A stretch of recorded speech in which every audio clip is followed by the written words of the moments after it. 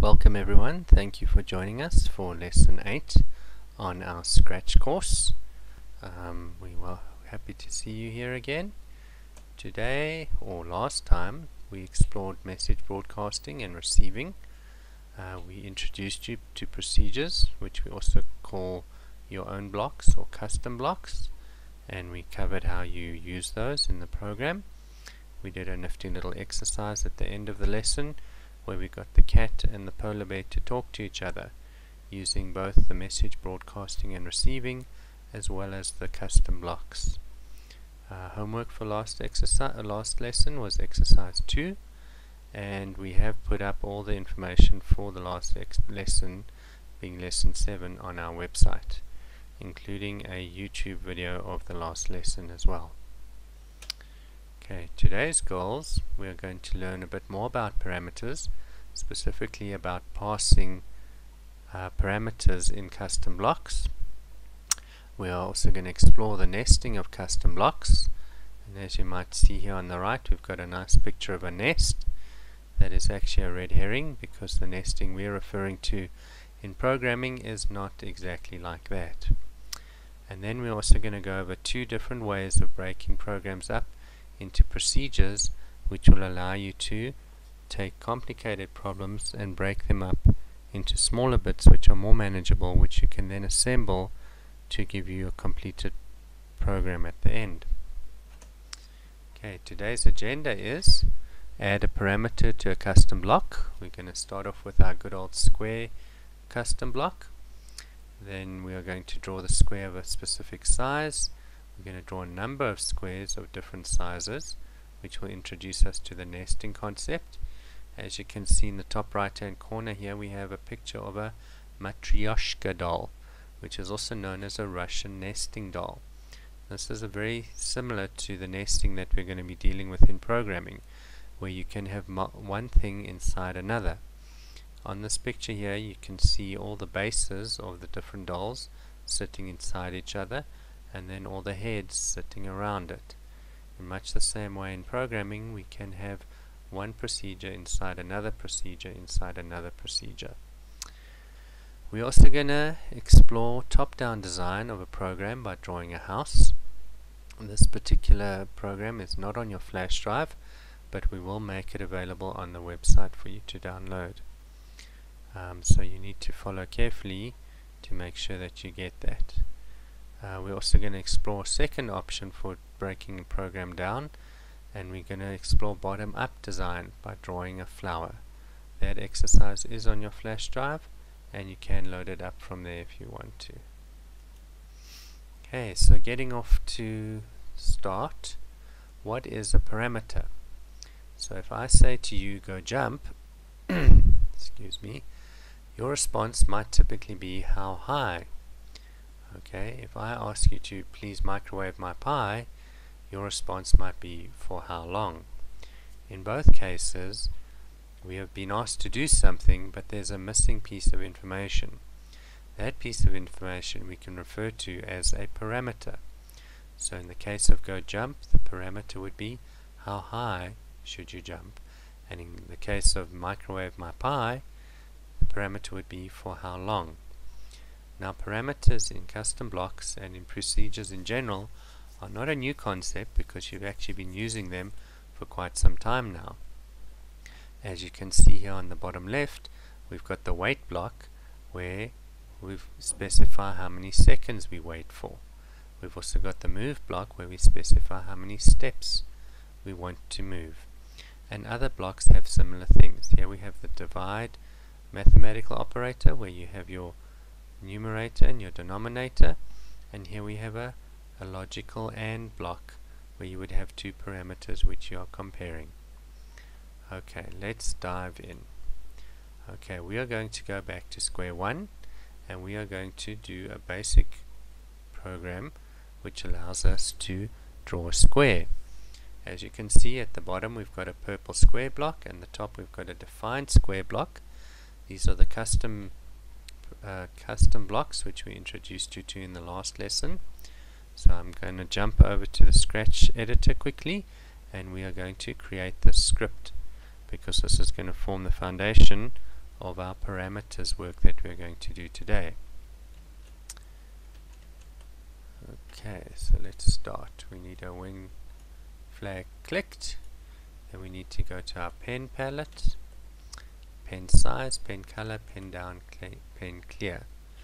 So pen size, set pen size, set pen color, clear. We want to clear because we don't want to leave our old drawing on the stage every time we run the program, and we're going to have a pen down. Let's go and see what the values are of the size and color.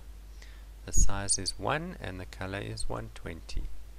So the size we leave at 1 and the color we change to 120. Now you see here at the bottom we have a square custom block with its corresponding define. So we need to go to our More Blocks palette, click on Make a Block, type in square as our custom block and click on OK. Now we have our define over here and we have our square which we can put there. I'm just going to zoom in a little bit so you can possibly see a bit better. We use the magnifying glass in the bottom right hand corner of the screen, and then we can clean up our code by right clicking on the scripts area and say clean up, which just tidies up things for you. Okay, now we need to draw a square. So we need to repeat 4, move 100 and turn 90 degrees. So we go to our control, look for repeat, change that 10 to a 4, then we go to our motion and we're going to move not 10 but 100, and we are going to turn 90 degrees. You can see I'm double clicking on the number to select it, and then I can just type the number straight in, which makes things a bit easier. It's very important when you're doing your programming to make sure that you use the right block, because if you can see here, turn clockwise 90 degrees looks almost the same as turn anti-clockwise except for the direction of the arrow. Some people come undone when they copy their code from the board and they don't look to see which version they should be using. So if we click on our flag now, it should run and we should have a square, which is exactly what we're looking for. Now let's go back to our slideshow. We've done this, we've confirmed that it works. So the next step is to add our parameter. Now there are two ways we can do it. The way that is shown here is you go to your More Blocks, you find your square, you right click on it, a menu pops up and you choose the edit option, which opens up the edit block. The other option, which I'm going to show you now, is to actually right click on your define block, and that also brings up a menu and you can click on the edit option there. Now you'll see in our slide here we've actually expanded the options menu, which shows us all these extra fields. So if we go and click on the little triangle, it opens up and it gives us these other options. Now what we're going to do is we're going to add a parameter to our square block, which is going to allow us to specify the size of the sides of the square. So that we are going to add a number because we specify the side size as a number, being number of steps. So we're going to click on the button next to the add a number, and you will see by default it gives the name of your parameter as number 1. That doesn't really help us too much, so we're going to click in that and we're going to change the name to side. So we're going to add a number. There it is, it's set it to number 1 and it's highlighted it, so we can just type right over and we're going to call that side. Now we're not sure what side is measured in, so we are going to add a label. So we click on the text button here, and that will allow us to put in some text after our parameter. This text is purely for description purposes only. It has no bearing on how your program functions, so you are able to leave this out if you don't feel it's necessary. But if you do come back to your program at a later stage, it is always helpful to have more information rather than less. So let's go click on our text button and add steps as our label. So text button and type in steps. Now you'll watch when I click on the OK button here, our parameter is going to show up in our square as well as in our defined square blocks. So let's click OK. Now we have square 1 steps, 1 being the default value, and there we've got our side. Okay, let's go back to our slideshow. Now we've done everything on this slide. Let's move to the next one. Okay, now we need to figure out how to use our parameter. So we've got the parameter in our define block. What we want to do is go and put it into our move block, because then it will link these two values, and whatever value we put in when we call this custom block, it will be passed through to the move block and used to determine the size of our sides of our square. So we are going to take the side, left click, drag it, drop it into the space where the 100 is, and now you can see the side is taking up the value or the parameter in the move steps block. Now a square with sides of 1 is going to be very small. If we run our program, there we go. We can't even see it because our sprite is covering it up.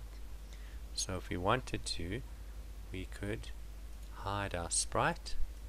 So let's put that in there and run it again, and there you can see a tiny little square, but that's not going to help us. So let's change it back to 100, which it was before, and we run our program, and there's our square now. Alright, if we wanted to change it to 50, type in 50, there's a smaller square. If we wanted to change it to 150, type in 150, run program, and now we have a bigger square. Alright, now there's a couple important things that we need to take note of.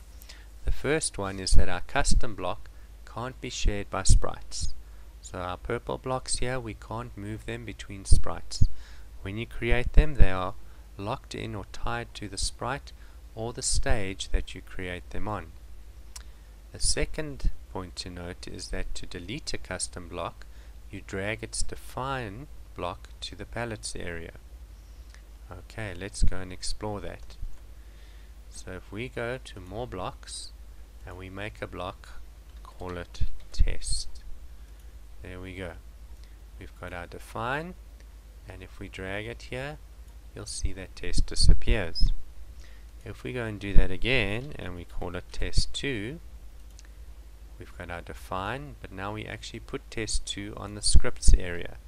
If we try and drag our define back to the palette to delete it, it says to delete a block definition, first remove all uses of the block. So this is a use of the block, so we need to remove that first, and then we can get rid of our define, which gets rid of the block which we've created. Okay. The last thing we need to note is if we want to delete a parameter, we click on the parameter name in the edit block screen and then click on the X that appears above the parameter. So let's explore this as well. We go to make block, we'll call this test3, click on our triangle to get our options, and we're going to add a number, and we're going to add some text, test4, and we're going to add another number. You can see if I click on the parameters or the labels, a little black circle with a white cross appears above them. If I want to get rid of something, I just click on that, and click on that. And that's how we get rid of our parameters. Alright. Okay, now we're going to do something interesting. We're going to nest our procedures. So here we have our square procedure which we've created with our parameter, and we've got a stack of 4 of them. And we've got another procedure above it called squares. So this is square singular, this is squares plural. And we've got 40, 60, 80, 100. So let's go and create a squares procedure. So we go to make block, we're going to call it squares, and we're going to say OK. Notice it doesn't have any parameters, and we are going to drag this in, and we need 4 of them. So duplicate, duplicate, right click, duplicate, and the values were 40, 60. I'm using the tab key to move between the parameters. So hit tab 80, hit tab 100. Now if we click on our define squares block, you can see it draws a number of squares for us. Okay, so that is how we nest procedures, and we will cover this again in one of our other exercises. Right, now this is where things get a bit more interesting. You can see we've got our square with the parameter here, we've got our squares which calls multiple squares, and we've got our initialization over here, but now we've introduced a new custom block called rotated squares, and this takes a parameter of count which we use to determine how many times this loop happens, and each loop calls the squares procedure once, and then we turn 360 degrees, which is how many degrees there are in a circle, divided by count. So if we pass in 7 as our count parameter, we will loop 7 times, and we will turn 360 divided by 7 every time. Here are some examples in the bottom right that you can see. If count is 4, then we land up with this pattern. If count is 5, we land up with this pattern. And if count is 6, we land up with this pattern. Now this is actually a script on your flash drive. It is called rotatedsquares.sp2.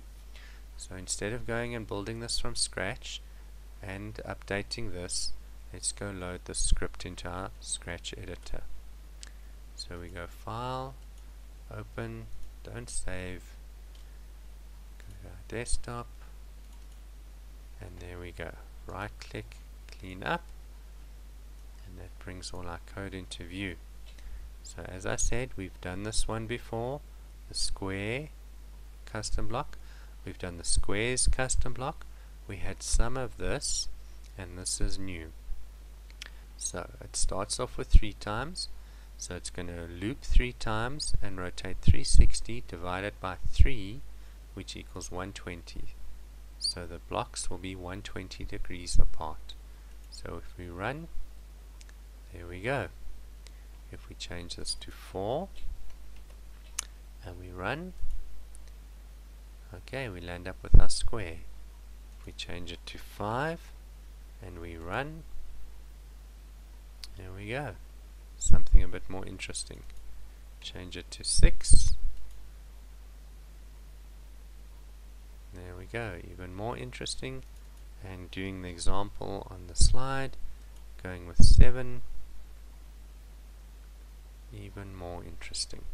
So here you can see how we have 3 custom blocks, 2 of which, the rotated squares and the square, have parameters, and the one called squares is nesting 4 calls to the square procedure, and the rotated squares is nesting 1 call to the squares procedure.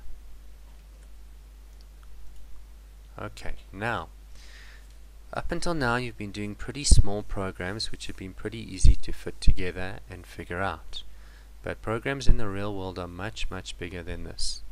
If you look at the big programs that you use every day, Microsoft Word, Excel, even the operating system, Windows 7, 8 or now 10, they consist of millions and millions of lines of code. Now to go and write those all in one go is an impossible task, so they typically get broken up into smaller pieces, and we have 2 approaches for this. The first approach, which we're going to cover now, is called the top-down approach. So we start with our problem at the top, and then we look how we can break it down into smaller and smaller pieces. So we start at the top and we move towards the end. Once we reach the bottom layer, we should have all the pieces that we need to create our program and get it to work the way we want it. Obviously, before you can do this, you need to understand the problem. Alright? and that is a very important thing. In this case, we are going to be drawing a house, okay, and we are going to break it down into its major tasks. Now, a major task is not predefined. What you decide to be a major task and what someone else decides to be a major task may be different, but there is no one-size-fits-all solution. So you can do the same thing in many different ways to achieve the same result. So for our example, we've got a house. It's got a roof, it's got a window, it's got a door, and it's got walls. We could decide that the major tasks are the roof and the walls and everything in it. Or we could decide that the major tasks are a roof, the walls, and then doors and windows go together. Or we could break them down to individual pieces, being the door, the window, the walls, and the roof. None of these choices are wrong. All of them can work. Some will be better than others. Practicing your programming will help you learn which is the better way to do things. So let's get started. Okay, we've got a house, and in this case we've decided to break it down into a roof, and we're going to have a draw roof procedure. We've got a door, which will be a draw door procedure. We've got a walls, we'll have a draw walls procedure, and we have a window, which will be a draw window procedure. Okay, now in each of these blocks you can see there's a start X and a start Y, because if we are drawing these pieces individually, we need to tell them where to start drawing. These values 1 are all default values, and we will put in the right values at the end when we put everything together. But for now, I'm just showing you what the custom blocks will look like. Now, an important thing to note is we have a window and we have a door, walls for the house. It is very important to note that they are basically the same thing. They are squares. We have a window, which is a small square, and we have the walls, which is a large square. Now this is going to come into play because if you have a look at our picture again, you can see sometimes we break something big down into something smaller, and that is going to be the case with our window and our walls. Okay, as I said, this script or program isn't on your flash drive, so we're going to have to do it step by step. The first part is to do what we have in the blocks here. We're going to leave the draw house out because we haven't defined that custom block yet, but we are going to do the when green flag clicked and the initialize, and then we're going to create our initialize procedure here. So let's go to our Scratch editor. Let's go File, New, don't save, and we're going to go when flag clicked, and we need to go and define an initialize custom block. So we go to more blocks, make block, type in initialize, and click OK because it has no parameters. Alright, we're going to put the initialize under the when green flag clicked, and now we're going to put some code under the define initialize. Hide, clear, pen up, pen size, pen color. So looks, we're going to hide, then we're going to pen, we're going to clear, pen up, set pen size, and set pen color. There we go. What are the values? Size is 2, color is 150. Size is 2. I hit the tab key to go to the next parameter and type in 150. Now this isn't going to do anything because all we've done is hidden the sprite, but we haven't started drawing anything yet. So let's see what our first step is going to be. We're going to start by building the door custom procedure. As you can see, it has two parameters, x and y, and the start x colon and start y colon are actually labels on our custom block. Then we are going to go to x and y, point in direction, pen down, then we're going to do a repeat. Now you can see we are doing a repeat of 2 here, and before, when we were drawing a square, we did a repeat of 4. The reason we are doing a repeat of 2 is because we are doing 2 move and turn blocks inside the repeat.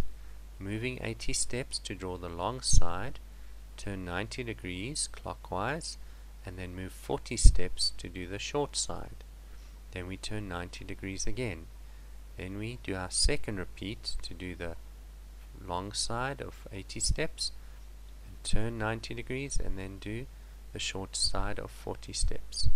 When you're doing this program, it is very important to note which direction you are pointing in, because we don't always point in 0 direction, and you also want to check which way you are turning. Sometimes we turn clockwise, sometimes we turn anti-clockwise.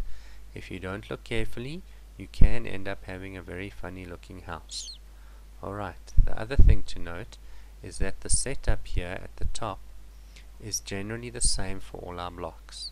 So you can duplicate what you have done and just modify it, making sure you choose the right direction and then choose the right values here, and possibly change some of them if you need to. It's also important to note that in our parameters we have taken them and put them into our go-to X and Y. So let's go and define a draw door. So we go to our more blocks, make block, call it draw door, click on our triangle to get our options, and we are going to start with a text. We are going to say start X colon, and then we're going to add a number, call it X. Next label, start Y colon, add a number, call it Y. So there's our block. Okay, what are we going to do? Go to X and Y, point in direction 0.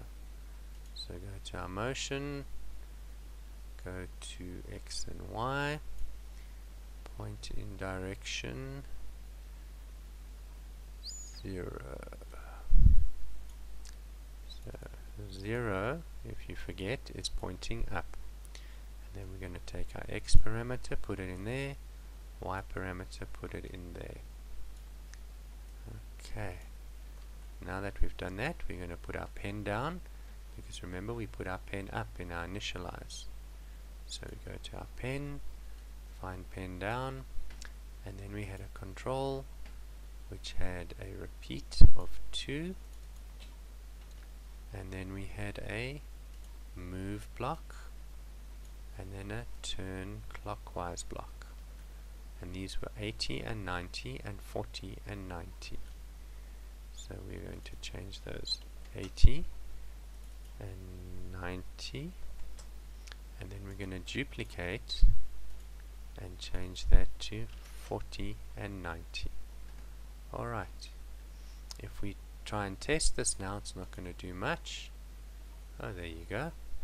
There's our square, and it's assumed a default value for X and Y of 0 and 0. Sorry, that's not a square, that's our door, so it's a rectangle. So we have managed to do our door. What are we going to do next? Our roof. Okay, like I said, a lot of the code here is very similar between the different blocks. So we're going to start off with our draw roof.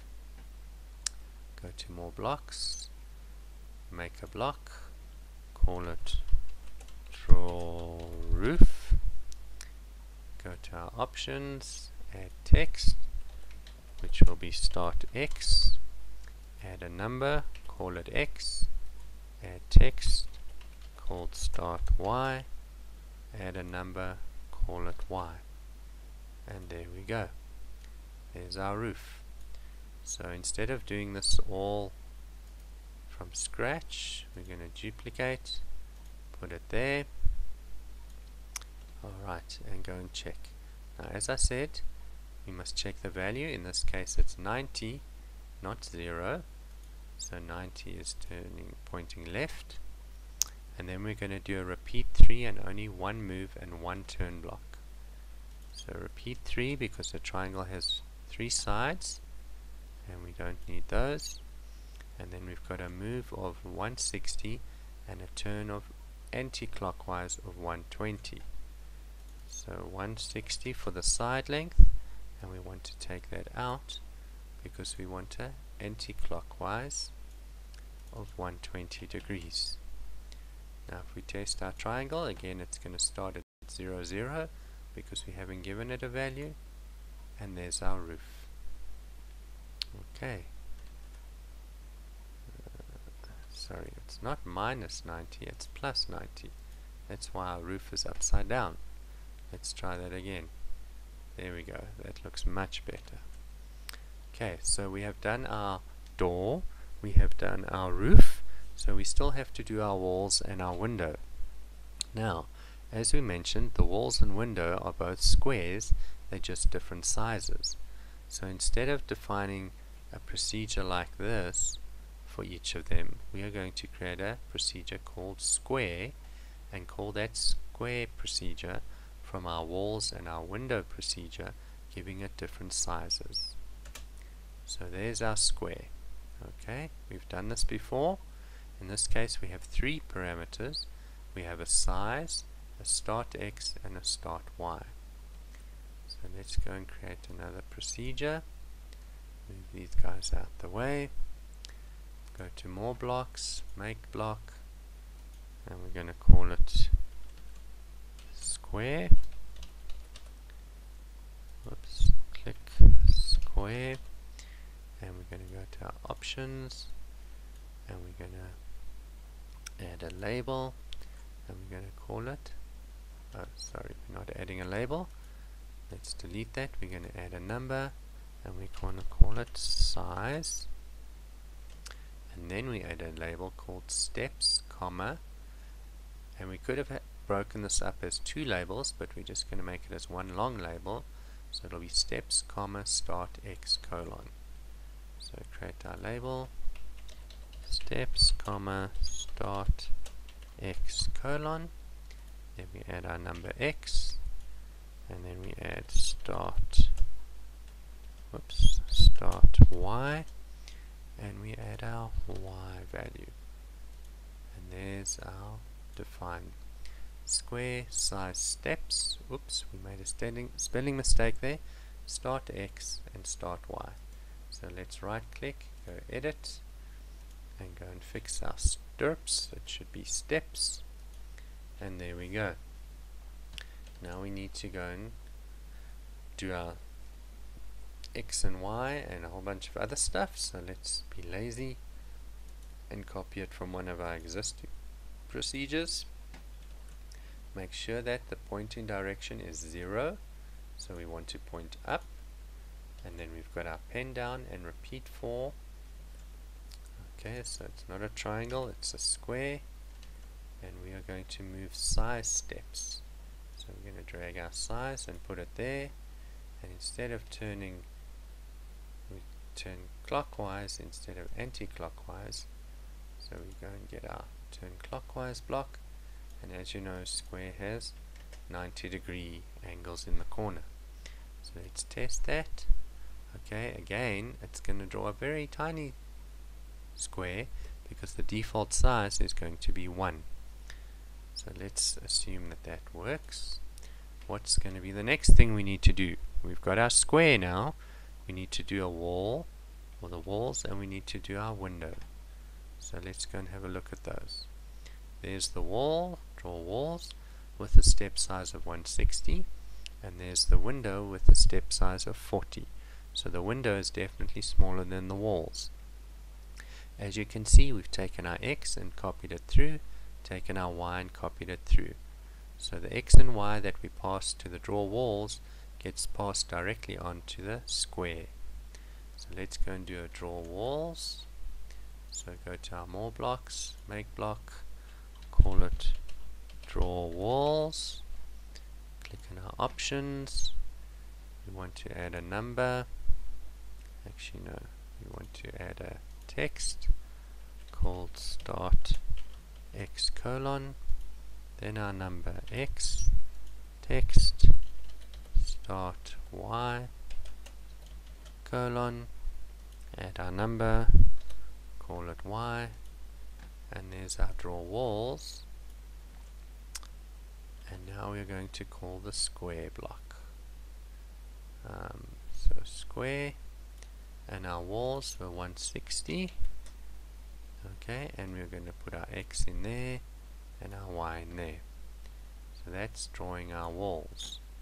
Now let's go and draw a window. So we make block called draw window. Click on our options.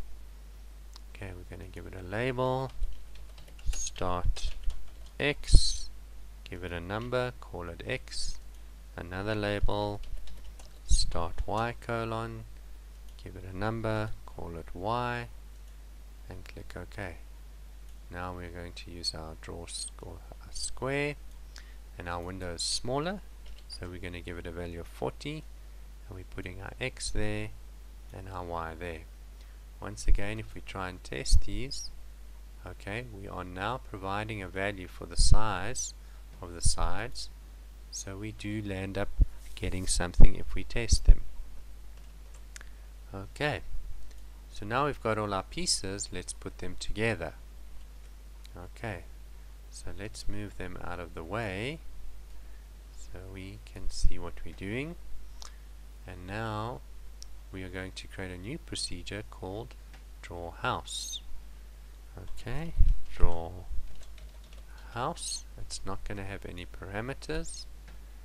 Okay, and now we're going to start calling all these other blocks that we have created already. So we need to draw walls, draw roof, draw window, door. So draw walls,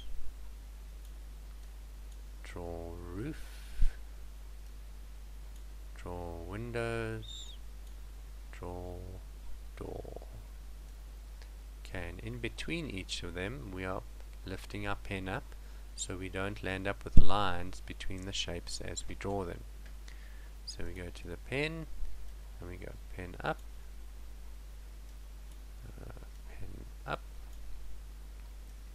pen up. There we go. Now we just need to put some values in, because the values we have here aren't going to do much for us. Okay, there you go. You can see it doesn't look quite right. So the walls are minus 180 and minus 140. Okay, and remember I'm using the tab key to move between the parameters. Oh, that's not minus 180, it's minus 80.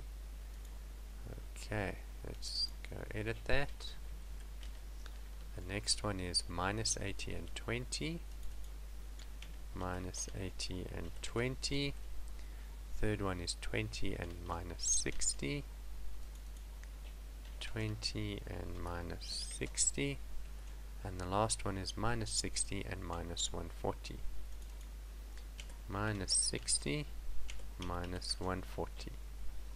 Okay, now this isn't going to do much if we don't add our draw house to our when green flag clicked. So go back to our more blocks, go find our draw house, and put it there. Now if we've done everything correct, we should click on our flag and, hey presto, we have a house. So in this example you saw how we started at the top with a house. We broke it down into our blocks, we went and created those blocks, and then we joined them all together in our draw house procedure and called that draw house from our when green flag clicked. Okay, that was one way of doing things. We started at the top and we worked to the bottom. The second way of breaking your program down is doing the top bottom up approach. So we start at the bottom with the small pieces that we know how to do, and then we move up towards the top, combining all our small pieces to get to the thing that we are looking to make. Now the exercise for this is drawing this pretty flower. Okay, the smallest component of this flower, and the one that appears most often, is this leaf shape. Alright, because we have a leaf which appears once on a branch, which appears 5 times at the end of a branch, and then we have this branch which appears 6 times. Okay, so if we look at the small details and combine them together, we can land up with the total solution. As before, there is no one way of doing this. You can do it many different ways, but this exercise is actually easier than the house that we've just completed, even though it looks to be doing something a lot more complicated. So, if we break it down, we've got a leaf, which we put together to form leaves, which we then put together to form a branch, one leaf on the stem, and 5 leaves at the end to make a flower, and then we take 6 of these and put them together to make an even bigger flower. Now if you look at the pictures, the most complicated one obviously seems to be this one at the top. But if we start looking at the code, which we'll do in the next slide, the most complicated one is actually drawing the leaf itself. So, as I said, this program is on your flash drive, so you can load it up, but we will try and do it as an exercise in the Scratch editor as well. So here is how we draw our leaf. If we have a look at it first, we've defined a custom block called leaf, which has no parameters. We repeat twice. The reason we repeat twice is because we do the top side and then we do the bottom side, which are basically the same thing. Within our repeat twice, we do a repeat 15, where we move 2 steps and then turn 6 degrees. So we move 2 steps, turn 6, 2 steps, turn 6, 2 steps, turn 6. We do that 15 times. Now if you think 15 times 6 degrees equals 90 degrees. Then once we've reached this point over here, we turn another 90 degrees. So 90 degrees plus 90 degrees equals 180 degrees. And then if we repeat that whole thing twice, 2 times 180 equals 360. So you will see once it's moved through this, it's come back to where it started. And the reason is because it has traveled through 360 degrees. So let's go and define our leaf. Go back to our Scratch editor, File New, don't save. We're going to our More blocks, make a block. The block is called leaf. It has no parameters. Okay, and we are going to do some loops. So repeat 2 and repeat 15. Repeat 2 and repeat 15. Okay, within our repeat 15 we've got a move 2 and a turn clockwise 6. So motion, we've got to move 2 steps and a turn clockwise 6 degrees. Then at the end we have a turn 90 degrees clockwise. So turn 90 degrees, and there we go. And if we test this, there you go, you can't really see much because our sprite has hidden it, and we haven't set up our pen yet, so it isn't actually drawing anything at the moment. So that was drawing our leaf, and that is the most complicated part of this program. The next thing we're going to do is draw 5 leaves. So we define a custom block called leaves, and we repeat 5 times, calling leaf and turning 72 degrees each time. 5 times 72 will give you 360. So back to our custom blocks, make a new one called leaves, no parameters as before. We're going to repeat 5 times. Okay, and we're going to call our leaf block, and then we are going to turn clockwise 72 degrees. And that's how we create our leaves, which will give us this pattern once we've set up our pen. The next step is to draw our branch. Again, we define a custom block called branch, which moves 40 steps. Then it draws a leaf, a single leaf. Then it moves 50 steps. Then it draws leaves. And then it does something interesting. It moves minus 90. So if we've gone 40, 50, that gives us 90. If we move minus 90, it's going to move all the way back to the beginning. And the reason we want to do that is because the start here of the branch is at the center of the final pattern that we're going to be drawing. So we always have to come back to the center to go and draw the next branch. So let's go and define our branch. Again, we go to more blocks, make a block, type in branch, no parameters as before. Okay, and then we are going to move, leaf, move, leaf, move. So go to our motion block, move, go to our more blocks, leaf, motion block, move, and I'm going to drag an extra one out here and go back to our more blocks and leaves, and there we go. And we move 40, and we move 50, and then we go back to where we started, so we move minus 90. So we've got leaf, leaves, and branch. Now for the final step. We want to draw our flower. So we're going to define a flower, repeat 6 times because there are 6 branches in our flower, and we're going to call the branch custom block and then turn clockwise 60 degrees. So we're going to go more blocks, define it as flower, no parameters as before. Okay, we're going to go to our control palette, repeat 6 times. Okay, and then we're going to call branch and turn clockwise 60 degrees. So more blocks, call our branch, motion block, turn and change the 15 to 60. Now we've got all our pieces. We started with the smallest piece being the leaf, we built up to leaves, then a branch, and then the flower.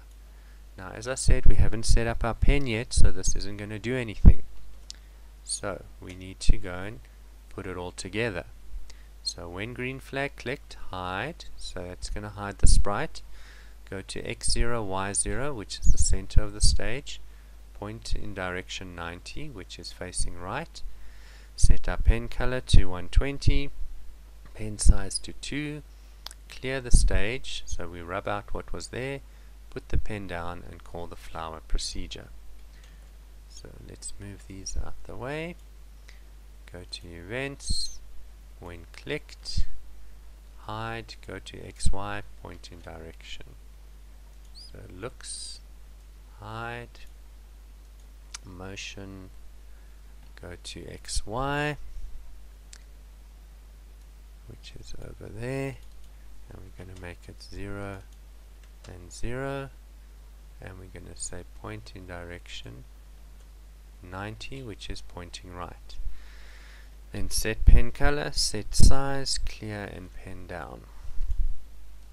Sorry. Set pen color, set pen size, clear the stage and put our pen down. Now the pen color was 120 and the size was 2. 120 and 2. And now to finish off, we need to go and call our flower block. So if we run this now, we should end up drawing our flower. As you can see, it takes quite a while. The reason is because drawing those individual leaves, it has to do 15 steps of length 2 each and turn 6 degrees each time, and it does that twice. So that takes quite a lot of time, but eventually you'll see that it does finish. As we've discussed before, there are ways to speed this up. Okay, the easiest way is to go to our edit turbo mode. So if we run it, it pretty much draws instantly, and you see it says turbo mode up here just above the stage. If we take turbo mode off, we can go and see it that it'll be slow again, so we'll stop it, but we can go to our flower, we can edit, open our options and click on the run without screen refresh, As we discussed in the last lesson, this basically stops the screen from refreshing in between each procedure call, which makes things go a lot faster. So if you run it now, again it is pretty much instantly on the screen. Alright, so you've seen with this exercise how we took something that looked pretty complicated, broke it down starting at the smallest piece, and then built it up to make something which looked pretty amazing. You can obviously jazz this up if you want. You can set the pen color to be something different every time. So if we go to our operators, we go pick random, and we tell it to be something between 100 and 200, and now every time we click we get a different color. Okay, you could also specify that your pen size be something random as well, so it could be anything between 1 and 5, which means you could get thicker or thinner pictures. Okay, you also don't need to define your flower as being 6. You could say it must be 10 and then turn 36 degrees. 10 times 36 gives you 360, and there you go, something even more interesting. Okay, as I said, this script is available on your flash drive. It's called flowerflake.sp2, found in the session 7 and 8 folder. Okay, homework for this lesson is problem 5, which is in your session 7 and 8 folder on your flash drive. Okay, remember to check out last lesson on our website, and we will have a page up for this lesson hopefully in a few days' time. Next lesson we are going to dive into something that's quite important to computer programming. The first is data types. You've already been using these, you just didn't know what they were called. Data types are numbers and letters as well as various other things, and they're pretty important when it comes to programming. And even more important is variables. Okay, you've covered these at school already in different ways, but we're going to show you how they get used in programming. Alright, before you go, please shut down your computer and please don't forget your flash drive. Thank you very much for coming to this lesson, and we hope to see you next week.